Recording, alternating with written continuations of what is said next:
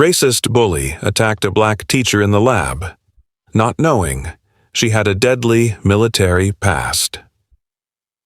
The morning sun filtered softly through the tall lab windows, illuminating the polished tables and the quiet hum of equipment waiting to be used. The students were already seated, whispering and laughing as the clock ticked toward the start of the lesson. When the teacher entered, the noise fell just slightly. She moved with calm confidence, her white lab coat crisp and her expression kind but firm. Her posture alone commanded respect, yet behind her calm eyes lay stories no one in the room could imagine. To her, teaching was more than a job. It was a second chance at peace after a lifetime of war. But not everyone saw her that way. Among the students sat a boy known for his arrogance, the kind who fed on attention. He watched her with a smirk, his arms crossed, whispering something to his friends that drew snickers across the room. He didn't like her, not because she had done anything wrong, but because she was different. Her skin, her voice, her confidence, it all seemed to irritate him in ways he couldn't even explain. The first few remarks he made were small, disguised as jokes. But the poison was there and she heard it. The teacher continued with her lesson, writing on the board, explaining reactions, ignoring his childish words. Yet each time she turned, she could feel his mocking eyes follow her. His whispers grew louder, his comments sharper, crueler. She probably got the job just to fill a quota, he muttered one day, and a few others chuckled nervously. She paused, holding the marker midair for a moment before resuming her writing. Years of discipline kept her steady. She had faced far worse in deserts, jungles, and war zones where bullets replaced words. One more insult wouldn't break her, but as the day went on, the air in the room thickened. The bully's words no longer stopped at jokes.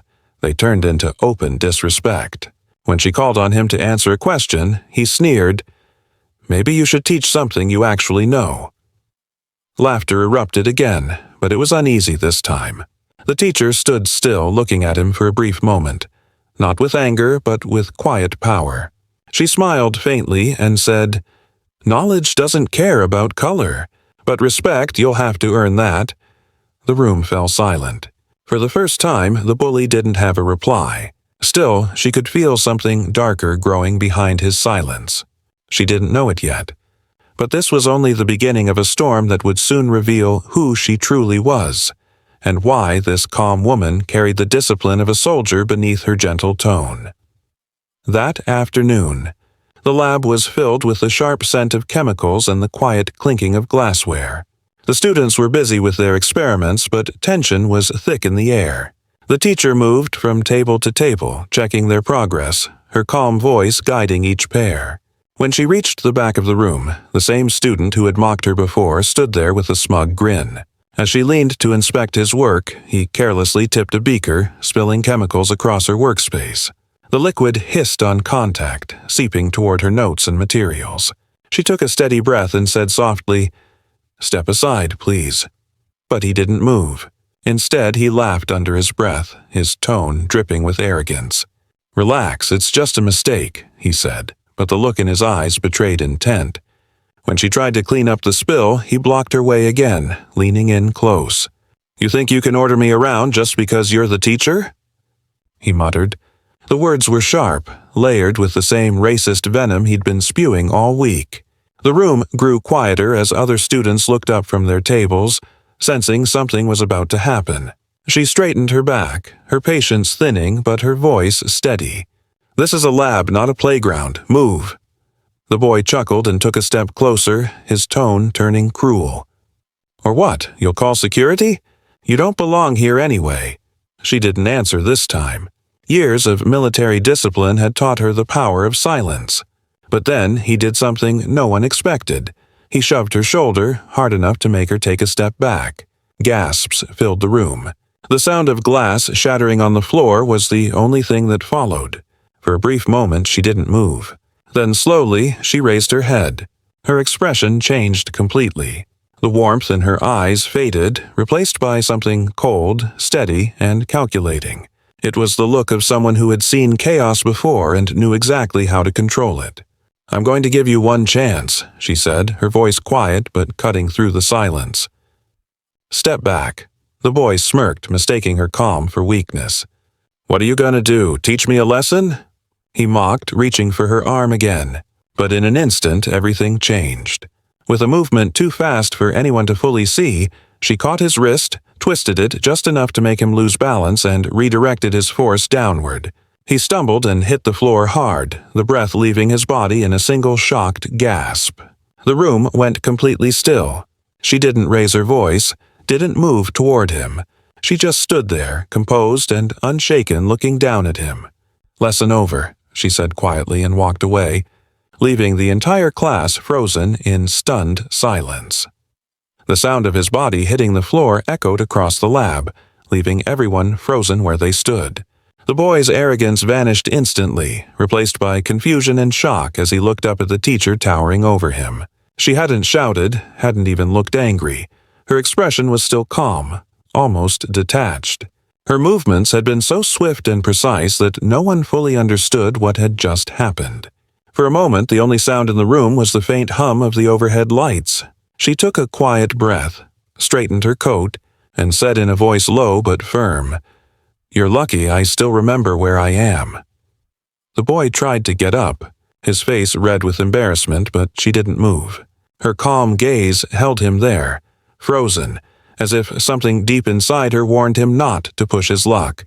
The rest of the class watched in stunned silence, realizing that the woman they thought was just another teacher had a power they couldn't comprehend. One student whispered, "How did she do that?" Another replied softly, "That wasn't normal." When the teacher finally walked to her desk, her hands were steady, her tone controlled as she dismissed the class early.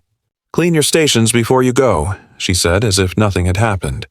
But every student knew this was far from ordinary. By the next day, rumors had spread through the entire school. Some said she had been a martial arts champion, others claimed she was an undercover agent. But the truth was far more real and far more powerful. A few curious students searched her name online, and what they found left them speechless. Old newspaper articles, military records, photos of her in uniform with medals pinned to her chest. She wasn't just a teacher. She had served in the military for years, stationed in conflict zones most people only saw on the news. She had rescued soldiers, led missions, and faced death more times than anyone could count. And yet, here she was, teaching high school chemistry with the same patience she once used to save lives under fire. When the bully walked into class that morning, his head was lowered. His friends avoided eye contact and the whispers stopped the moment she entered. She placed her books on the desk and looked around, her face composed. The air felt heavier now, filled with quiet respect. She didn't mention what had happened, didn't lecture or demand apologies. Instead, she began teaching as usual, her voice calm and steady. But there was something different in the way everyone listened, something unspoken in the way they looked at her. The bully lingered after class, nervously stepping forward. "I'm sorry," he muttered. She paused for a moment, then gave a faint smile. "Real strength isn't about hurting others," she said softly. "It's about knowing when not to." Then she turned away, leaving him with a silence heavier than any punishment. The next morning, the classroom felt different. The usual chatter that filled the air before class was gone, replaced by an uneasy silence. Desks were neatly arranged, students sat straighter, and the energy in the room had shifted. When the teacher entered, every head turned. She walked in with the same calm grace she always had, her expression steady, her eyes kind but unreadable. Yet something about her presence now carried more weight. The students stood up quietly, not because she asked them to, but because they felt they should. Respect had replaced ridicule, and admiration had silenced mockery. She smiled faintly, signaling for them to sit, and began teaching as if nothing extraordinary had happened the day before. Her voice was clear, smooth, and composed, moving through each lesson with practiced ease. But behind every word lingered the memory of her strength, the memory of that moment when calm turned to control, and chaos was defeated by discipline. The bully sat in the back, no longer smirking, no longer whispering. His eyes stayed fixed on the book in front of him, guilt written across his face. Every time she looked his way, he quickly lowered his gaze. For the first time, he understood what it meant to feel ashamed. Not because he was caught, but because he finally realized how wrong he had been.